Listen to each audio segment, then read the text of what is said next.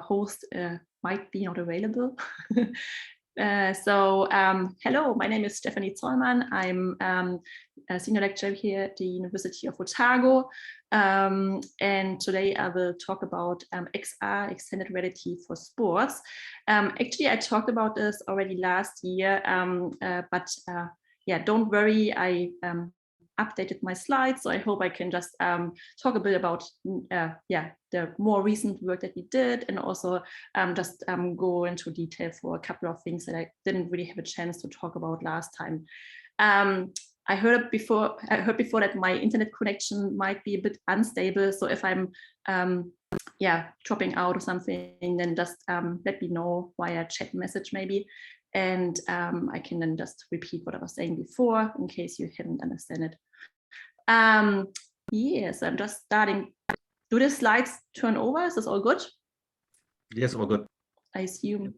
Okay, awesome. So basically, the main topic of this talk is how we can actually bring AR into a sports context, and here in particular into a stadium context. And what you see here on the slide is actually a bit the context of our project. So we're doing like a lot of experiments in the local stadium here in Dunedin. And I'm also just trying to display the team that is working on this topic. There are a couple of more recent students also joining this project. But as you can see here, there are a couple of people involved or were involved in the past. And I'm also really lucky because we also have a couple of international collaborations on this project. So that just makes the whole project quite interesting. So the main idea of this project is actually coming from this kind of fact that if you go into a stadium, you experience all this kind of really nice atmosphere of an on-site event, and you have basically the feeling of being connected to a team, and you're really in this kind of fever of enjoying a game. But what you're often missing out is that you don't really get a lot of additional information as you would basically expect from watching a game on television, or even if you just would listen to a commentator on a radio. Often all this kind of additional information is missing. So what we have usually, you would just have this kind of spectator perspective. You see what's going on, but you sometimes don't really know what is actually happening, in particular if you are not an expert fan. But even for expert fans, it can just sometimes be a bit disappointing, because they maybe want to get a bit more context to a certain game. And what we are doing in this project is actually now looking into how can we bring statistics and game relevant information into the stadium itself. So how can we bring this to the on-site events, and how to integrate this information? And one option, well, the option that we are exploring in this project is actually to use augmented reality. So we're basically just trying to display the game relevant information on for instance, a mobile phone, or also head-worn displays. And of course, the head-worn displays are still something that is a bit further away from what would be applicable, because there are not so many people that actually go into a stadium, bring their HoloLens or their Snaptakers classes with them. So what we're doing a lot is basically working on mobile phones, where we just basically display the content. Problems here that we have is that this kind of displays are actually often quite small. So we explore a couple of options that we have here in this context. So what I was doing in the last ARIVE talk was actually giving a bit of an overview of all the different components that are involved in this project, because there are actually a lot of different data sources and devices that need to work together. And what we're doing in the project is trying to bring everything into a common system, and then finding a way how to distribute this information onto the mobile devices or the devices on site for the spectators on site. So there are a couple of things involved that are including different content sources. So for instance, information that is coming from content providers, but also from tracking cameras that are located in the stadium that provide us with information where certain players located. And this is then just all getting combined in a server application that we have, that we just try to basically bring everything into a common coordinate system and into a common context. And then what we have on the right-hand side here is then the mobile client. This could be, for instance, a mobile phone or AR classes. And the AR classes would then be the device that display all the content that the user would be interested to access during a live game. And here basically looking into different options how to visualize content. So what are good ways in terms of now bringing this information to the spectator, in particular as we have like a small display, we have to be conscious about space requirements or space limitations and how to display this kind of content. So this is the overall system, and what I tried last year was to give a bit of an overview how everything works together. But what I want to do today is I just want to go a bit more into the details of our localization and tracking. So if you want to display this kind of content on a mobile device in the stadium, the first thing that we need to do is we somehow need to figure out where is the user located in the stadium. So what is their position, but also what is their viewing direction. And this is basically a really big part of the project that we now look into how to compute, how to estimate this kind of information to then later on display the content in the right position and relevant to the field of view of the user. So what we're doing here is we're actually separating a bit between the part which is doing localization, and then we have a part which is focusing on tracking. The overall idea here is to solve this kind of problem of where's the user sitting in the stadium and where are they looking. But actually the localization part is just giving us a bit of a starting point. So this means just imagine that the user goes to the stadium and they now take seat in their allocated seat. And now they basically just take their phone or their head-worn displays out of the pocket, and they want to basically figure out where are they actually located.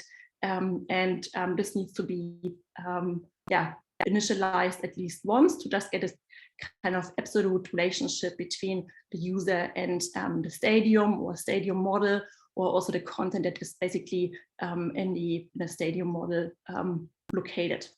And then once we figure this out, once we have this kind of initial guess or this initial pose information, what we can do is we can switch into tracking mode. So this would mean that once we know this information, we can basically just look around and get information from visual features in the scene to get this kind of continuous tracking information. And this then helps us to basically provide real-time updates of the pose information. So the most important thing here is that we really need to look into how can we do localization and tracking, and in particular, how can we do this in a stadium environment, because the challenges here are that these kind of environments are quite big, they're complex, and also they have a lot of dynamics. So this is something that can also be quite challenging. Okay, so what I will do now is I will just provide a bit of feedback or a bit of context of what we're doing in terms of localization. So how do we actually estimate where a user is located without any additional information? So we just assume that we have a spectator, they take seat, and now they just want to basically get the content overlaid onto their devices. So we need to estimate this kind of pose information to provide like a really good overlay. So it needs to be also quite accurate actually. So in order to solve this problem, we looked into a couple of different options here. And in the early stages of the project, we actually looked into information that is already very prominent in within a stadium environment, such as advertisements or signs or prominent features. And what we were doing back then was we basically went into a stadium or into our stadium and captured basically a lot of these kind of signages, advertisements, and we just tried to basically create natural feature tracking targets out of this. So really taking this kind of really traditional approach of having natural feature tracking targets, taking a photograph and then basically aligning them in a 3D stadium model that was then spatially aligned to our 3D content that we wanted to display. this approach was working okay if you have like a really good frontal view of these kind of advertisements. So it was working in a couple of positions within a stadium, but our findings back then was that actually, if you really look into this kind of idea of covering all the different seats, what you want to do if you want to provide spectator experiences in a stadium, this was not really reliable enough.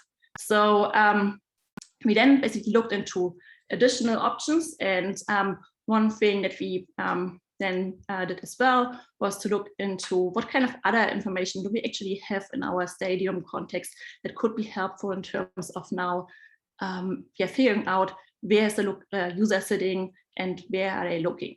And for this, we basically used a line-based localization approach. So this means that we are basically having a bit of a line model. So like all the lines on a play field within a model that we're using. And we're then just trying to find these kind of lines in a 2D camera image that each spectator would basically capture from their position. And then we just try to align those and basically try to do a homography-based pose estimation. Here, basically, our findings were that it's also working quite well if you have a certain height within a stadium. So for the higher stands, this was actually working quite nicely in our experiments. But as soon as you go a bit lower to the lower stands, then you certainly also run into some problems because you don't really get this kind of perspective where you would see enough information from the lines on the field. So it's certainly an option, but it's something where more work would need to be done if you really want to cover all the different perspectives. So what we did then is we actually then also looked into can we just use more information? So can we just throw more information onto our problem of pose estimation and basically capturing, for instance, a 3D model? Would this be helpful in terms of now figuring out where the user is located? So the idea here was that we wanted to use just a RGB camera image that would come from the mobile phone or from the headphone display. And we then use a 3D model, so capture a 3D model, and then use this in terms of now computing a pose. And there are different options in terms of doing this. So you could basically go in there with a structure for motion model and then basically just trying to find certain features and doing, for instance, image matching. But one approach that was recently proposed by Prachman and Roda is the approach that is called ESEC. So that's the expert sample consensus. And this is an approach that basically allows us to request scene coordinates, so 3D coordinates, X, Y, and Z, from just one query image. And then with this information, the approach would then basically compute a probability of different poses in the overall 3D environment.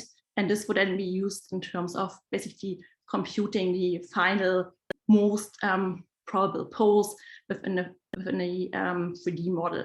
And this would then just provide us the full 6D pose information. So this is an example how this would look like, or how this works. So we have here a 3D scene. This is now not a stadium context, but it's actually the original paper. So they work from the paper. They have this kind of 3D scene that is computed by a structure for motion approach. And then on the right-hand side, you basically see this kind of scene coordinate model that they use. So basically the RGB values there would represent the coordinates, so the X, Y, and Z coordinates. And then fully convolutional network is used in terms of now taking an input RGB image and regressing the scene coordinates. So the scene coordinates would just be the X, Y, Z coordinates. And if you just then take all these kind of different coordinates for the whole input image, there's like a lot of information that you can then use in terms of estimating pose hypothesis. And this is basically in the last step here. So we have then all these kind of different pose hypotheses, and using them, you can estimate what is the most likely pose that was basically related to this particular input image. So this approach was demonstrated to be very successful and very reliable, in particular if you compare this to other machine learning based approaches for localization. So there are some approaches that only come up with an accuracy of a couple of meters, but actually this one really provides a really good accuracy. And our question here was then actually, would this approach be also reliable within a stadium context? And again, this is basically something that is a bit different to like traditional other AR problems, where, for instance, you have tourism applications and you would walk around somewhere. In this case, you often have like a spectator that is sitting in one position, and you have like a lot of information that is very far away. So one of the challenges here was then to figure out, would this ESEG method actually be suitable for a stadium context? So what we did then was we basically just tried to figure out how can we get the approach running within a stadium model or stadium environment. And for this purpose, we basically started like a really big data capturing pipeline where we went into the stadium. We captured like a lot of different images from different positions and used this input image sequence as a input to a structure for motion pipeline. And this basically provided us then these kind of 3D models that you see here on the bottom. And on the top, you see some of the sample images that we use in terms of creating our training data set. So basically with this approach, what you need to do is you need to capture like a lot of different photographs, and you're then having like a training data set that is basically combined with the structure for motion data set. And this basically provides the input to the ESEG pipeline. And then in addition, you would need to have certain test data. So once your system is trained, you then want to have different image sequences or video sequences that you can use then for testing to compute how reliable is this approach actually for our use case. So we did this. Again, we just basically went into the stadium with like a lot of different mobile phones, but also a depth camera, so a real sense camera, just in terms of getting also some kind of ground truth information. And we computed this kind of structure for motion model. So this is our stadium basically from the inside. And in addition, in terms of doing and also AR visualization, we also aligned this with a CAD model, so manually modeled 3D model of the stadium to basically just bring everything like the content, the 3D content in context to our structure for motion model. In addition, we also surveyed basically our 3D model because we really wanted to have like really good measurements in terms of now working on a metric scale as well. So we then basically created like a couple of different data sets, so not only for our stadium, but also for another venue here, the Melbourne Cricket Ground, so a couple of different sports venues. And our idea was to now figure out how accurate is this working, and basically is this approach suitable or feasible for using in an AR context. And here a couple of output images. It's a bit hard to see, so we're still working on a bit of a better overlay here. So it's basically just overlaying the 3D CAD model onto our images. But what you can see actually here in these examples is that the spectator stands are the virtual spectator stands are aligned with the actual real environment. So this is basically giving us ball point in terms of how could this be used for an AR application. So this means we can now basically use this approach in terms of localizing ourselves in a stadium environment. But of course, there's still a couple of additional challenges. So one of the challenges here is, for instance, can we use this for real-time localization? And one of the challenges here is that actually the computation itself takes already a couple of, I think it's like a couple of, really half a second or something.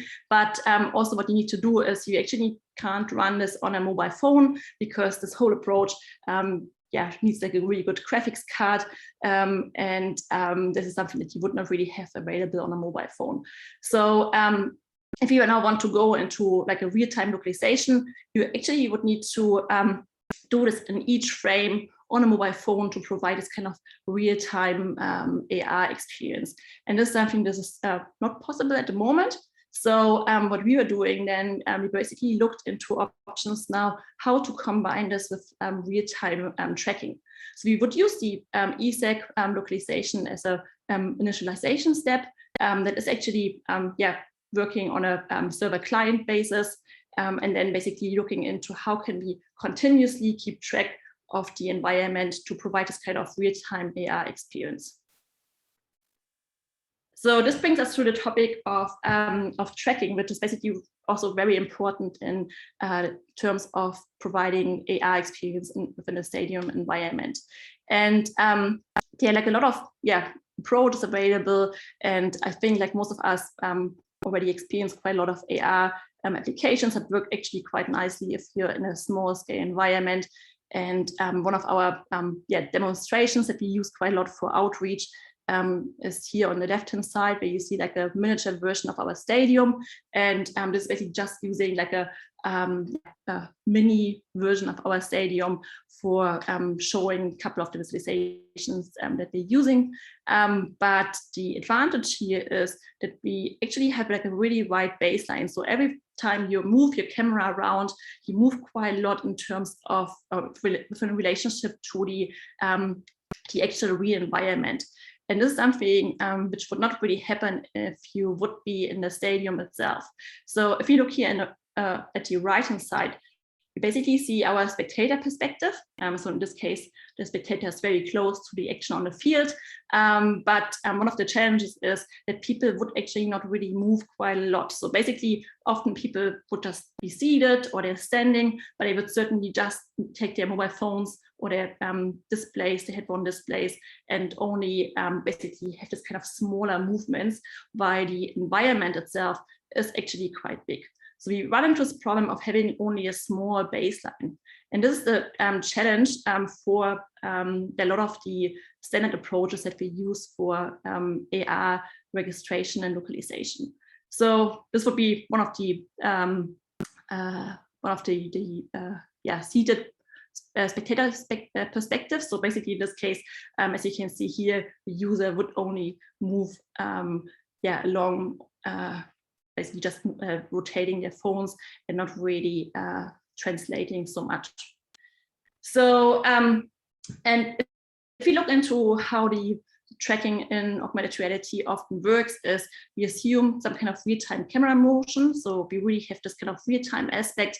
And then often what people would use is either SLAM, so simultaneous localization mapping, or for some other approaches, you would rely on rotation-only tracking. For instance, there are a lot of panoramic trackers that are basically assuming that the user is just doing pure rotations. But here it's important to note that this kind of pure rotation would actually be around the axis of the device. So the mathematical model behind these kind of approaches would assume that the user is actually moving like this, which is not really realistic, because what would happen, and this is also our observation from like a lot of the tests that we did in the stadium, is that people are actually using their phones more like this, which is not really satisfying the requirements of a rotation-only tracking. So this poses a couple of challenges, and just to summarize them here, we have basically these kind of smaller baselines that we're working with. If you're talking about seated spectators, this can lead to bad initializations for SLAM approaches, and even more so, this becomes quite unreliable if you're working with these kind of larger spaces. In addition, we also need to look into computational efficiency. So are there any methods that we can actually use less information and be more efficient? So in order to address some of these kind of problems, our colleague Jonathan Ventura, he proposes kind of approach of using spherical motion. So basically doing a structure for motion on a sphere. And the idea behind this is actually that again, often we have this kind of cases where users are not really moving around that much. We have this kind of case if we're basically facing outwards. So for instance, in our AR spectator scenario, but also in tourism applications, you often basically just have this kind of movement where people are following this kind of movement on a sphere. But also if you look into approaches where we try to capture a 3D model, and you would actually have a camera rotating around a object of interest. In this case, also, you would have this kind of spherical movements that can be used in terms of now making the localization approach more efficient for these kind of specific movements. So the assumptions here is that we basically have a translation vector that is fixed, and the rotation metrics would be unconstrained. And then basically, the assumption is that our position, so the position of the camera, would be constrained to the surface of a sphere.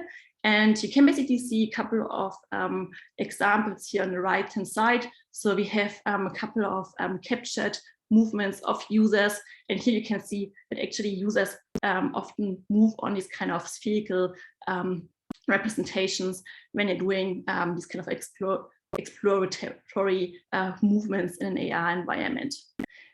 So what we then did was we integrated this kind of spherical constraint into a keyframe based SLAM approach. So the idea is that we basically use this kind of constraint, like moving on a sphere in the overall SLAM approach. And we even introduced a spherical keyframe data structure that basically assumes that all the keyframes, so the keyframes are actually quite important for SLAM systems, are also located on the sphere. And I will just come to this on one of the next slides. And then we also integrated a spherical perspective 2-point algorithm that basically allows us to compute the pose, but just with way less information than what you would do in a traditional perspective endpoint approach. We then just showed that this could help us to improve the tracking rate compared, for instance, to state-of-the-art methods like OrbSLAM. So this basically providing a bit of an overview of our approach. And as you can see here, the overall idea of the framework is actually quite similar to what you would have in a SLAM tracker. So often in SLAM, you would have this kind of initialization step. Often people would provide a bit of a translation. So if you, for instance, use AR applications and your app is telling you that you have to move further, and this would basically be this kind of initialization step. Then we have a tracking step and a mapping step, and basically the tracking and the mapping are in a parallel thread. So they're basically just working in parallel, and the tracking would all the time basically look for features in the environment. And then you have this kind of mapping approach where you just try to add new features to your overall 3D map that you then use for computing your pose. So this would be the initialization step. And as you can see here, this is a bit in slow motion. The movement would basically be that we're just trying to keep track of features. So we basically use orb features here. And then we have a standard feature tracking that basically just tries to match the features between different frames. And once this kind of matching is reliable, we basically use this for computing the spherical related pose. So this is basically based on this approach of Jonathan Ventura on a spherical structure for motion paper. And then we use this information to triangulate, so basically do 3D point estimation by basically using these kind of two 2D image points to now compute a 3D position for each of these kind of feature points that we extracted here. We then also create these kind of keyframes. And again, in our case now, we can basically reduce the complexity of a keyframe map that would, in like a normal unconstrained system, be basically very complex. In this case, we basically just have a keyframe sphere, and we'll just come to this on the next slide. So the idea is that we basically simplify the keyframe selection, because all the keyframes would be represented by points on a sphere surface. So this means like all the points are basically on our spherical representation, and then we basically quantize these kind of points by just saying, okay, the different keyframes on our sphere representation need to have a certain distance to each other to have enough differences to be worth to store new keyframes. And then, so basically all the potential anchor points on our sphere are here visualized in black. And then we have red keyframes. Those would actually be the ones that we're using in this case. So once we have then our initial map, which is coming out of the initialization step, we can then continue with normal feature tracking. So again, this is very similar to what would happen in SLAM as well, but we basically just use this kind of spherical constraint in this case, but the rest is very similar. So we basically keep track of the 2D points, and the 2D points are then basically mapped back into the 3D points in our map representation, but also we are creating new feature tracks for any points that haven't been seen before. One of the differences here is that we then use the spherical perspective 2-point method in terms of now computing the absolute pose. And this again means that we just need to have less information compared to the traditional PMP methods that are used in SLAM often. So if you look into this kind of overview here, so basically the idea is that we have a set of given 3D points. So these kind of 3D points are actually coming from our initialization step. And now we take basically the corresponding 2D points, and this is coming from our tracking approach. So we have the 3D points, and each 3D point from the initialization step has 2D information in the initial frames. And now basically in the tracking step, you're now using the tracking in terms of figuring out where are those kind of 2D key points located in the new images. And then once we have this kind of information extracted, we basically then use our known fixed translations. We basically know that there is no change in the translation vector, and we now compute basically depth values. And once we have the depth values, we can also compute a 3x3 rotation matrix, which is everything that we would need to have in terms of now computing our complete pose information. So in terms of now computing the depth values that we can use to unprojected 2D points into basically 3D points in the scene, we basically use an equation system. We basically now just look what are distances between pairs of 3D points in the scene. And here it needs to be fulfilling the following requirements. We basically just say distances between different pairs of 3D points always have to be the same. And then by solving this kind of equation system, we extract the depth values. And once we have them, we actually have 3D points that are related to our matches. And we can then use this to compute the absolute pose, which is just basically feeding this into the method of Horn. And this then also provides us basically the pose information and the rotation metrics. So with this information, and also basically update our 3D map. So again, there might be some kind of feature points in the scene that we haven't seen before. And once we detect these kind of newer features in the scene, we also want them to be added to our map representation. And this basically happens in the mapping step. And the mapping step is actually working in a thread. So it's basically just updating the map all the time in parallel to the tracking step. And then triangulating new points once they're observed. And it's also doing bundle adjustment just in terms of basically improving the accuracy. We then did synthetic tests, but also real tests. So one of the biggest challenges that we had here was actually it's quite a problem in terms of getting reliable ground truth data for these kind of larger scale environments, because you can't really use the traditional measurements in terms of extracting ground truth data.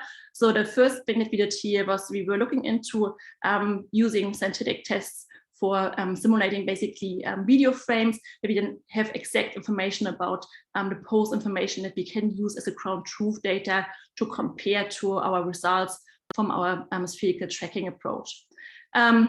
And then we were also interested how would these kind of methods actually perform in different environments if they have, for instance, different sizes. And this was like one of the parameters that we used in our experiments. We basically simulated like a lot of different environments with different distances, and we compared our SPLAT algorithms, or the spherical tracking approach, with the state-of-the-art, which is actually OrbSLAM.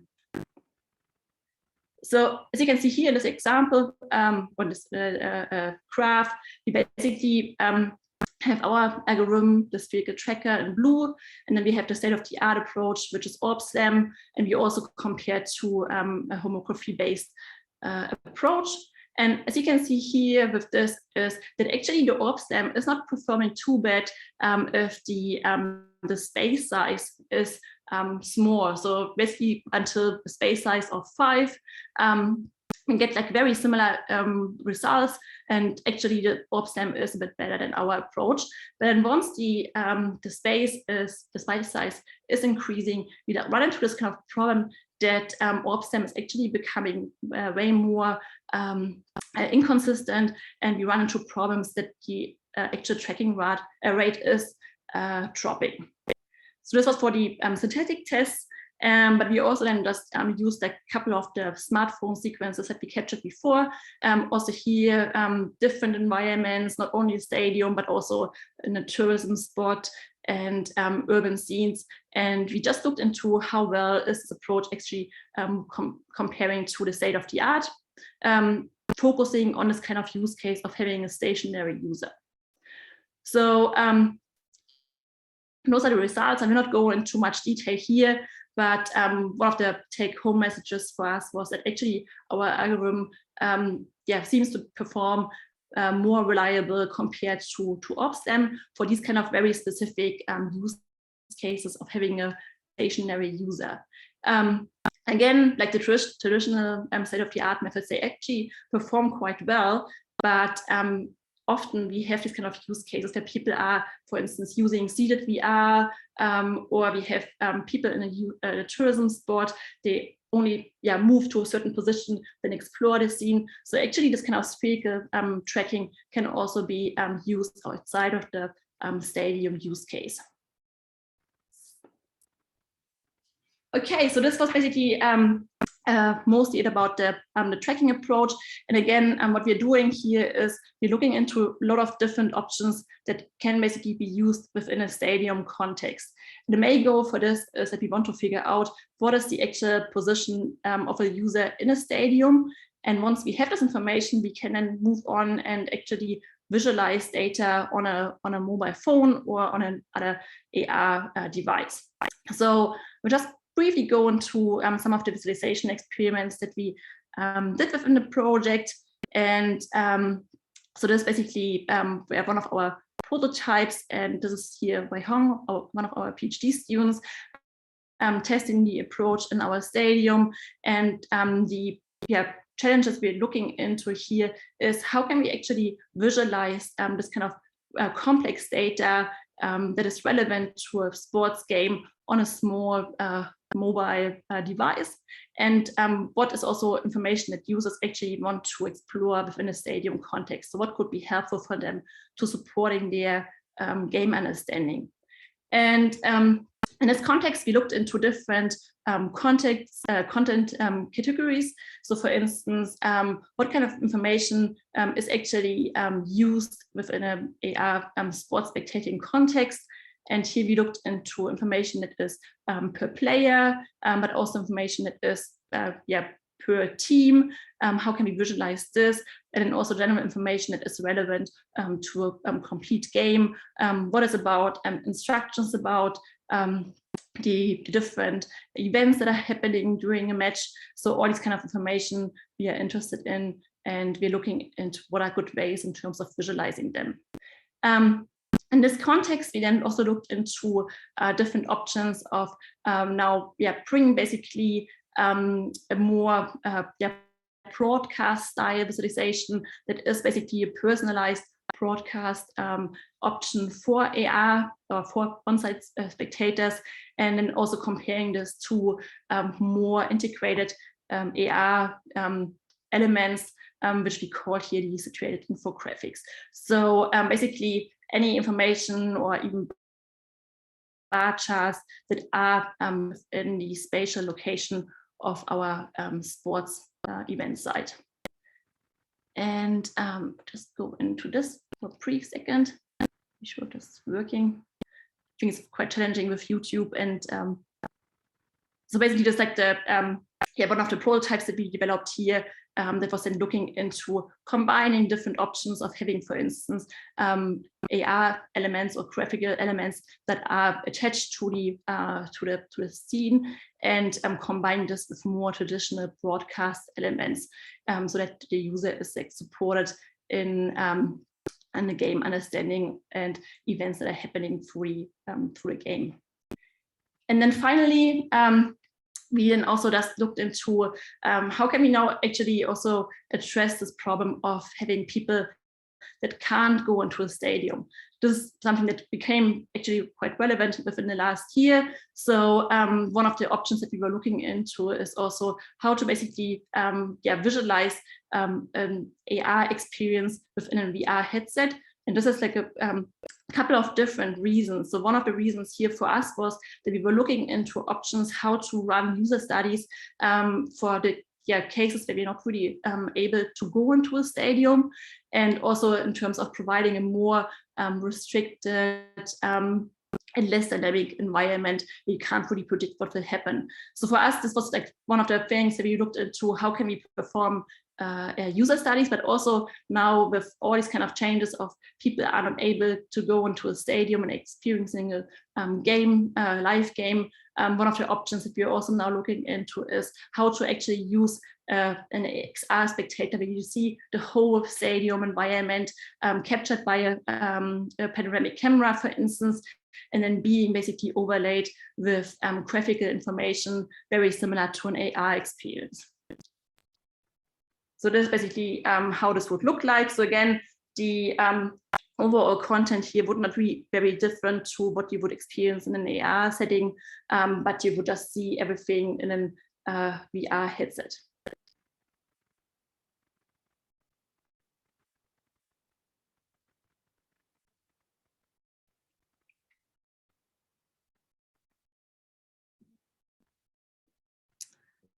Then there are a couple of other projects, but I will not go into too much detail here because we're running out of time, and I just want to have a bit of time for also questions. But we are also very much interested in content creation for virtual reality. So how can we render or provide immersive experiences of videos? So how can we experience them in a VR headset? And we are also looking into other options for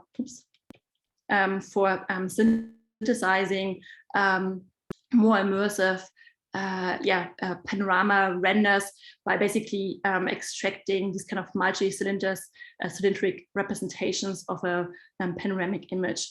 And then once you have this, you can basically create these kind of more supportive VR experiences where users can actually move their head around and would just still get a motion parallax. Okay, so that's from my side. Thank you very much for the full 48 minutes, and I'm open to any questions.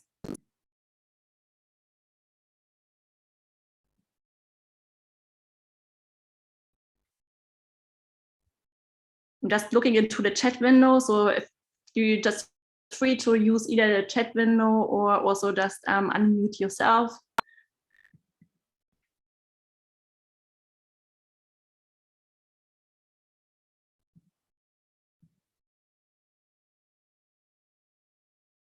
I hope not everyone has fallen asleep.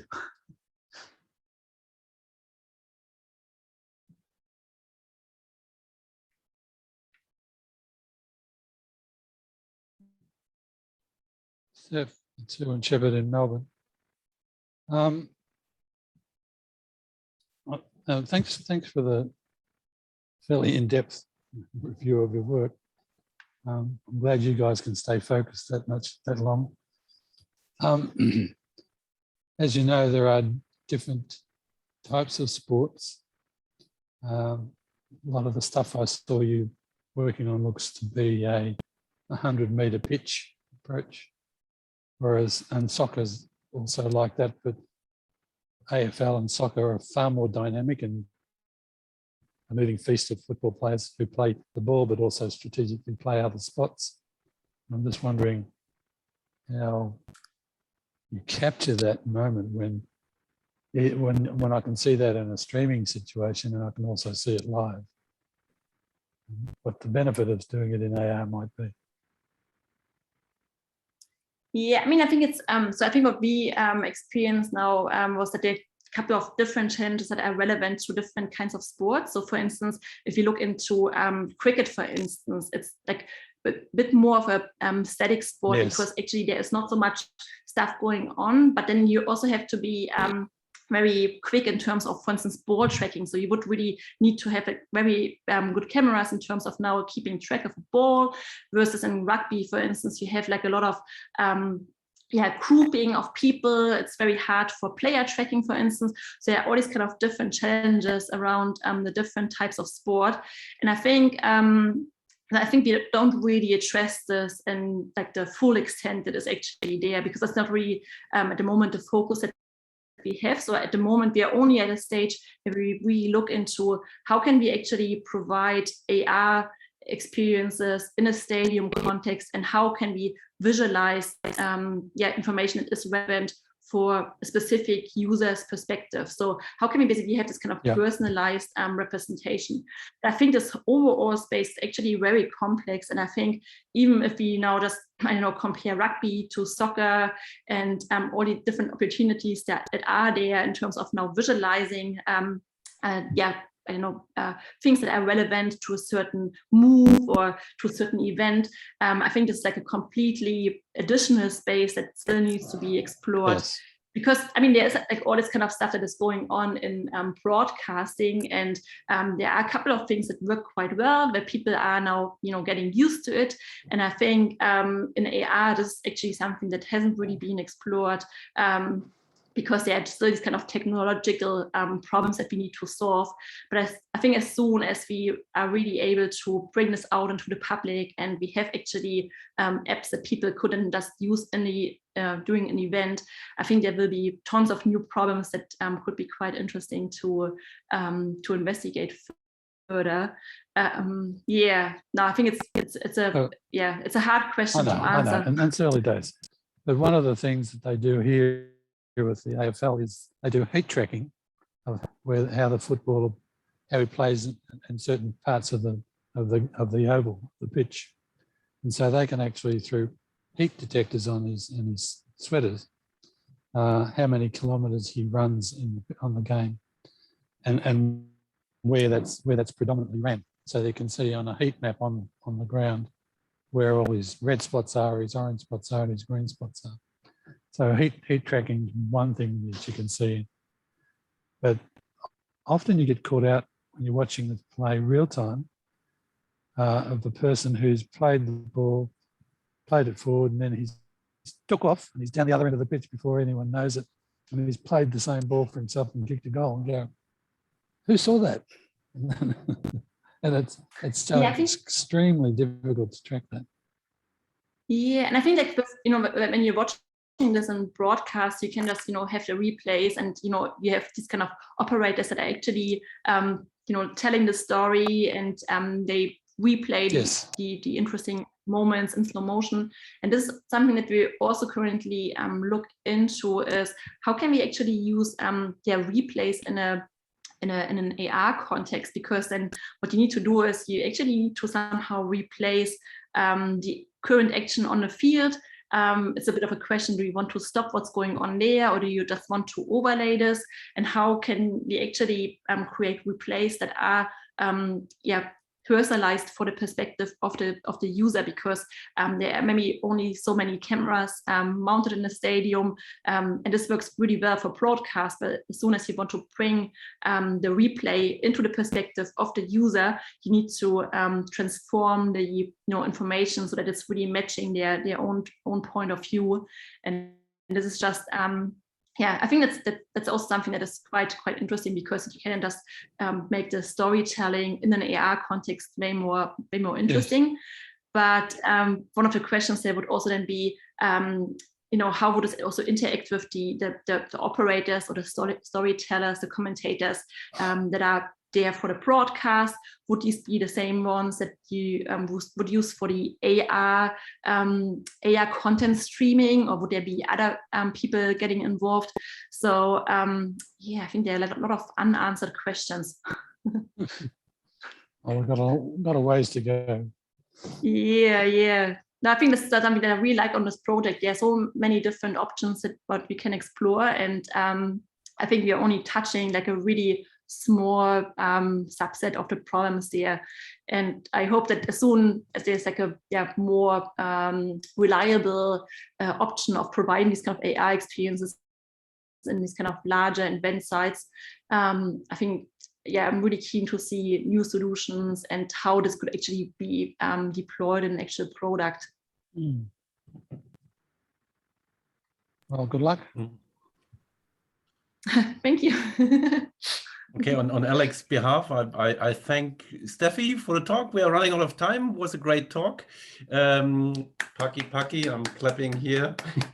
And don't forget that now the ARIVE lecture series is on again. And so the next talk we will have on Thursday. I haven't looked up who it is, but on Thursday, same time, same place. Thanks a lot, Steffi. Great talk. Cheers. Thank you. See ya. Bye.